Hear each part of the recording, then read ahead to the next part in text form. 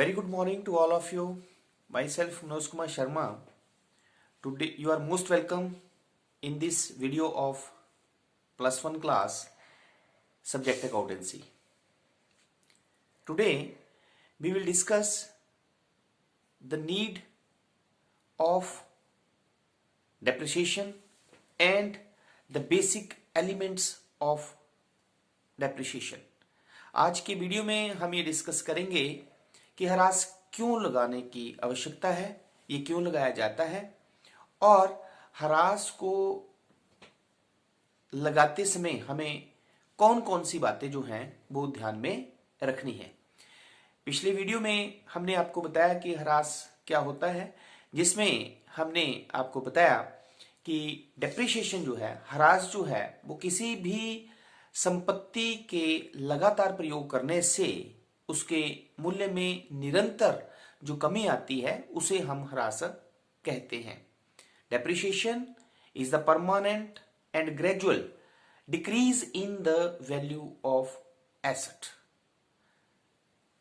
ह्रास जो है वो एक संपत्ति के लिए व्यय होता है, क्योंकि ह्रास द्वारा संपत्ति का मूल्य जो है वो कम हो जाता है। आज हम डिस्कस करेंगे कि ह्रास लगाने की आवश्यकता क्यों है, इसके क्या उद्देश्य है, व्यवसाय में ह्रास लगाने का क्या महत्व है। तो कुछ पॉइंट्स के आधार पर हम ये डिस्कस करेंगे। So let we discuss the first point we can take, शुद्ध लाभ या हानि निकालना, असर्टेनमेंट ऑफ नेट प्रॉफिट और लॉस। प्रत्येक व्यवसाय में लाभ हानि खाता बनाया जाता है शुद्ध लाभ ज्ञात करने के लिए और शुद्ध हानि ज्ञात करने के लिए। ह्रास क्योंकि एक व्यय होता है, यदि हम लाभ हानि खाता बनाते समय इस व्यय को मतलब ह्रास को लाभ हानि खाते में नहीं लेंगे तो जो नेट प्रॉफिट या नेट लॉस आएगा वो एक्यूरेट नेट प्रॉफिट और नेट लॉस नहीं होगा। इसलिए प्रत्येक व्यवसाय में यदि शुद्ध लाभ, नेट प्रॉफिट या नेट लॉस की कैलकुलेशन करनी है तो ह्रास को लगाना जरूरी है। मतलब ह्रास एक व्यय के रूप में जो है वो लाभ हानि खाते में लेना बहुत जरूरी होता है, तभी हम जो है वो किसी भी व्यवसाय का नेट प्रॉफिट और नेट लॉस एक्यूरेट सही निकाल सकते हैं। द सेकेंड पॉइंट इज वास्तविक आर्थिक स्थिति दिखाना, presentation of true financial position. प्रत्येक व्यवसाय में सही आर्थिक स्थिति दिखाने के लिए चिट्ठा बनाया जाता है, स्थिति विवरण बनाया जाता है, जिसमें हम संपत्तियों और दायित्वों को दिखाते हैं। क्योंकि ह्रास संपत्ति के मूल्य में कमी होती है, इसलिए जब हम स्थिति विवरण बनाते हैं, बैलेंस शीट बनाते हैं, तो उसकी एसेट साइड में ह्रास की राशि को संपत्ति के मूल्य में से घटा दिया जाता है। यदि हम ह्रास नहीं लगाते हैं, इसका हम आयोजन नहीं करते हैं, तो जो वैल्यू बैलेंस शीट में या स्थिति विवरण में संपत्ति की दिखाई जाएगी वो वास्तविक वैल्यू से अधिक वैल्यू होगी, जिससे क्या होगा कि किसी भी व्यवसाय का स्थिति विवरण जो होगा, जो बैलेंस शीट जो होगी, वो उस व्यवसाय की सही आर्थिक स्थिति नहीं दिखाएगी। इसलिए जो है वो ह्रास लगाना जो है वो बहुत जरूरी होता है। The third point we can take, संपत्ति का प्रतिस्थापन, रिप्लेसमेंट ऑफ एसेट। हमने आपको बताया कि ह्रास से संपत्ति का मूल्य जो है वो कम हो जाता है और एक समय ऐसा भी आ जाता है जिस समय संपत्ति जो है वो बिल्कुल बेकार हो जाती है, उसकी कार्यक्षमता जो है वो जीरो हो जाती है, वो बेकार हो जाती है। इसलिए उस संपत्ति का प्रतिस्थापन करना बहुत जरूरी होता है, मतलब उसकी जगह पे नई संपत्ति को खरीदना बहुत जरूरी होता है। यदि हम ह्रास को प्रति वर्ष जो है वो लाभ से आयोजन नहीं करते हैं तो जिस वर्ष जो है वो संपत्ति बेकार हो जाती है और हमें नई संपत्ति का प्रावधान करना होता है, तो उस समय जो है वो लाभों की एक बहुत बड़ी मात्रा जो है वो कम करनी पड़ती है, जो कि उचित नहीं है। इसलिए हमें पता है कि संपत्ति का प्रतिस्थापन करना ही पड़ेगा, क्योंकि ये हर संपत्ति का एक जीवन काल होता है, जिस जीवन काल में वह संपत्ति जो है वो व्यवसाय में प्रयोग की जा सकती है, और उस समय के बाद जो है वो उस संपत्ति की वर्किंग एफिशिएंसी जो होती है, जो कार्य क्षमता होती है, वो खत्म हो जाती है और वो संपत्ति बेकार हो जाती है। इसलिए ह्रास का प्रावधान, ह्रास का आयोजन करना प्रति वर्ष बहुत जरूरी होता है, जिससे जिस वर्ष में पुरानी संपत्ति का प्रतिस्थापन करके नई संपत्ति हमें खरीदनी होती है, तो उसमें लाभों पर जो है वो बहुत प्रभाव नहीं पड़ता है। द नेक्स्ट वन इज लाभांश का पूंजी में से वितरण रोकना, restriction on distribution of dividend out of capital. जो लाभांश होता है वो लाभ का हिस्सा होता है। यदि व्यवसाय में लाभ होता है तो लाभांश डिक्लेयर किया जाता है या लाभांश का वितरण किया जाता है। यदि हम ह्रास का आयोजन नहीं करते हैं तो जो लाभ होता है वो एक्चुअल लाभ से अधिक होता है, क्योंकि खर्चे कम हो जाते हैं। ह्रास एक खर्चा होता है, इसलिए हम अगर उसे हम लाभ हानि खाते में नहीं दिखाते हैं तो जो हम प्रॉफिट कैलकुलेट करते हैं वो एक्चुअल प्रॉफिट से बहुत ज्यादा प्रॉफिट होता है। और जब हम डिविडेंड दे देते हैं तो इसका मतलब हम ऐसे लाभ से लाभांश दे रहे हैं जो कि एक्चुअल में नहीं है, वो एक्चुअल से ज्यादा है। तो वास्तव में क्या होता है कि वो जो डिविडेंड, जो हम लाभांश दे रहे हैं, वो लाभ से ना देकर वो पूंजी में से जा रहा होता है, क्योंकि एक्चुअल में वो तो लाभ है ही नहीं, क्योंकि हमने ह्रास को लाभ हानि खाते में लिखा ही नहीं है। तो ऐसी स्थिति से बचने के लिए, क्योंकि ऐसी स्थिति में पूंजी व्यवसाय में कम हो जाती है, तो ऐसी स्थिति से बचने के लिए प्रति वर्ष जो है वो ह्रास का आयोजन करना बहुत आवश्यक है। नहीं तो अगर हम ऐसा नहीं करते हैं तो लाभांश जो है वो पूंजी में से दिया हुआ माना जाता है, जो कि एक व्यवसाय के लिए अच्छा नहीं रहता है। Then the last point we can take, अधिक आयकर ना देना, रिडक्शन इन इनकम टैक्स। तो इनकम टैक्स आयकर हमेशा व्यवसाय के लाभ पर दिया जाता है, तो अगर लाभ ज्यादा होगा तो इनकम टैक्स भी ज्यादा लगेगा। तो यदि ह्रास का प्रावधान नहीं किया गया है किसी व्यवसाय में तो उसके लाभ जो हैं वो एक्चुअल में जो वास्तविक लाभ होना चाहिए उससे बहुत ज्यादा अधिक लाभ होगा, क्योंकि हम ह्रास को एक व्यय के रूप में नहीं दिखाएंगे तो व्ययों की राशि कम होगी, तो लाभ जो है वो बढ़ जाएगा। तो अगर लाभ बढ़ जाता है तो ऑटोमेटिकली उस व्यवसाय को कर भी लाभ पर ज्यादा देना पड़ता है, जो कि गलत है।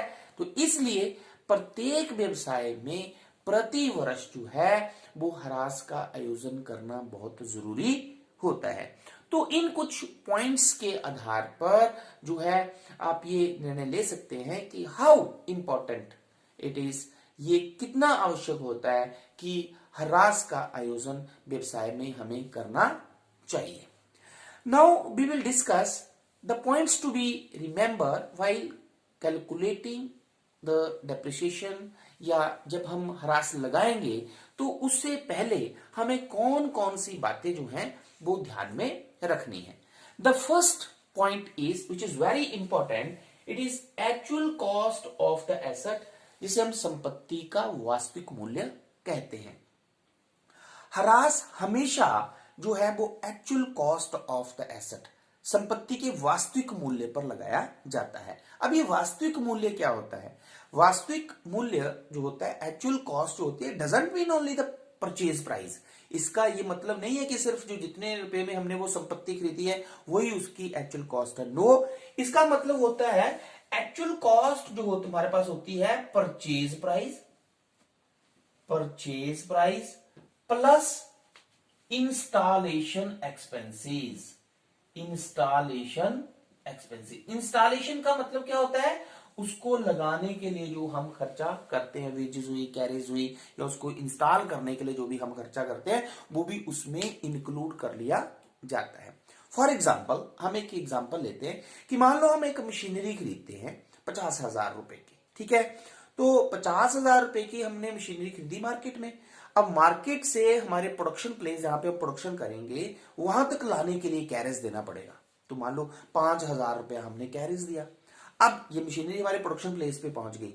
अब जब उस मशीनरी को प्रोडक्शन प्लेस पे मतलब व्हीकल से प्रोडक्शन प्लेस तक ले जाने के लिए हमें क्या देना पड़ेगा, मजदूरी भी तो देनी पड़ेगी। उसको कोई उठा के, लेबर जो है वो उसको उठा के प्रोडक्शन प्लेस में लेके जाएगी। तो मान लो हमने 1,000 रुपया उसको दिया तो 50,000 की खरीदी, 5,000 रुपया हमने कैरेज दिया, 1,000 रुपये हमने वेजेस दे दी, ठीक है। तो कितना हो गया, 56,000 हो गया। अब उसको इंस्टॉल भी करना है, लगाना भी है, तो हमें मैकेनिक को बुलाना पड़ेगा या कोई भी इंस्टॉलेशन जो करता है उसको बुलाना पड़ेगा। तो मान लो 4,000 रुपया हम उसको देते हैं। तो आप देख सकते हैं कि 50,000 रुपए की हमने वो खरीदी, ठीक है। फिर हमने जो है वो 5,000 रुपया जो है हमने उस पर क्या दिया, भाड़ा दे दिया, ठीक है। 1,000 रुपया जो है हमने उस पर वेजेस दे दी, लेबर दे दी, और 4,000 रुपया हमने जो है उस पर खर्च किया उसको इंस्टॉल करने के लिए। तो जो टोटल कॉस्ट, जो एक्चुअल कॉस्ट हुई वो कितनी हुई, 60,000। तो जब भी हम ह्रास लगाते हैं, डेप्रिसिएशन लगाते हैं, तो वो एक्चुअल कॉस्ट पे लगाई जाएगी। किस पे लगाई जाएगी, एक्चुअल कॉस्ट पे। तो हमने एक एग्जांपल आपको समझाया। तो इस केस में हम डेप्रिसिएशन जो हमेशा कैलकुलेट करेंगे वो 50,000 पे नहीं करेंगे। 50,000 तो हमारे पास परचेज प्राइस थी, ठीक है। तो purchase price plus any wages या carriage plus any installation expenses. तो उस संपत्ति को लगाने के लिए जो भी हम खर्चा करते हैं, जो भी उसको लाने के लिए हम कैरेज देते हैं, भाड़ा देते हैं, वेजेस देते हैं, तो वो उसमें ऐड कर दिया जाता है। तो वो फिर बनती है, टोटल जो इसका बनता है वो होता है एक्चुअल कॉस्ट। और हमेशा डेप्रिसिएशन जो है वो एक्चुअल कॉस्ट पर लगाई जाती है। तो ये पॉइंट बहुत ही इंपॉर्टेंट है जो आपने ध्यान में रखना है। The second point is we have estimated working life of the asset. संपत्ति की अनुमानित अवधि, एस्टिमेटेड लाइफ, अनुमानित अवधि, ये वो समय अवधि होती है जितने समय के लिए उस संपत्ति को व्यवसाय में प्रयोग किया जा सकता है। It is the period for which the asset can be used in the business. तो एस्टिमेटेड लाइफ जो है वो लाइफ होती है जितने समय के लिए वो संपत्ति व्यवसाय में प्रयोग की जा सकती है। कोई भी हम संपत्ति, मशीनरी खरीदते हैं तो उसकी एक एस्टिमेटेड लाइफ है, 5 इयर्स, 10 इयर्स, 15 इयर्स। तो ये एस्टिमेटेड लाइफ भी हमने जो है वो ध्यान में रखनी होती है कि वो कितने समय के लिए जो है वो संपत्ति व्यवसाय में प्रयोग की जा सकती है।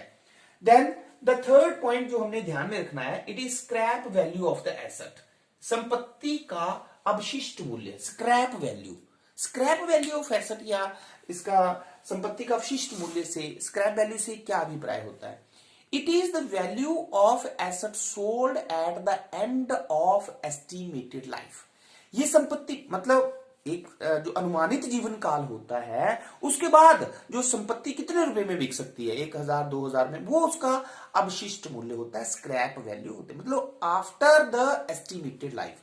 जैसे मैंने बताया, मान लो आप एक मशीनरी खरीदते हैं 20,000 रुपए की और उसकी एस्टिमेटेड लाइफ है 10 इयर्स। इसका मतलब क्या हुआ कि ये 20,000 की मशीनरी जो है वो 10 साल के बाद कितने रुपए में बिक सकती है, 2,000 रुपए में, 1,000 रुपए में, 4,000 रुपए में। तो जितने रुपए में वो बिकेगी वो उसकी क्या होगी, स्क्रैप वैल्यू। क्या होगी, स्क्रैप वैल्यू। और इसे हमें ध्यान में रखना होता है जब हम डेप्रिसिएशन लगाते हैं, क्योंकि स्क्रैप वैल्यू जो होती है वो हमेशा एक्चुअल कॉस्ट में से माइनस होती है, एक्चुअल कॉस्ट में से माइनस होती है।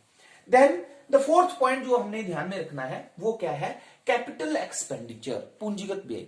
जो भी हम संपत्ति खरीदते हैं, यदि उसकी कार्य क्षमता को बढ़ाने के लिए कोई भी व्यय किया है, कोई भी पूंजीगत व्यय किया है, तो उसे हम एक्चुअल कॉस्ट में जमा कर लेते हैं। तो कैपिटल एक्सपेंडिचर, जो भी हम संपत्ति है हमारे पास, ये संपत्ति हम खरीदते हैं, उस पर कोई हम पूंजीगत व्यय कर रहे हैं, कैपिटल एक्सपेंडिचर कर रहे हैं, मींस कोई ऐसा एक्सपेंस कर रहे हैं जिससे उसकी वर्किंग एफिशिएंसी बढ़ती है। मान लो हमारे पास 10 रूम्स की बिल्डिंग है जिसमें हम अपना बिजनेस कर रहे हैं।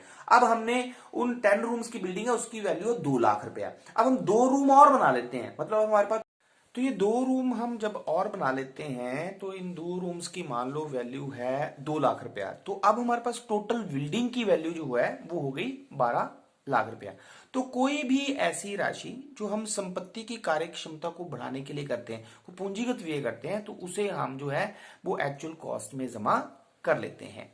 Now the next last point is chances of obsolescence, अप्रचलन की संभावना।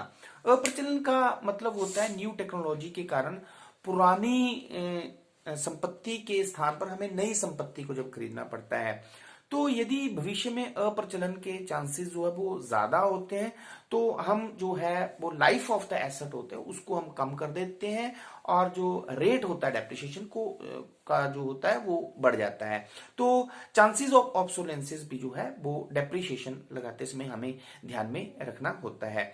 तो इस तरह से आज के इस वीडियो में हमने इंपॉर्टेंस ऑफ डेप्रिसिएशन और points to be remember while computation of the depreciation ये हमने डिस्कस किया है। तो आई होप ये कंसेप्ट जो है वो आपको समझ में आ गया होगा। Thank you very much.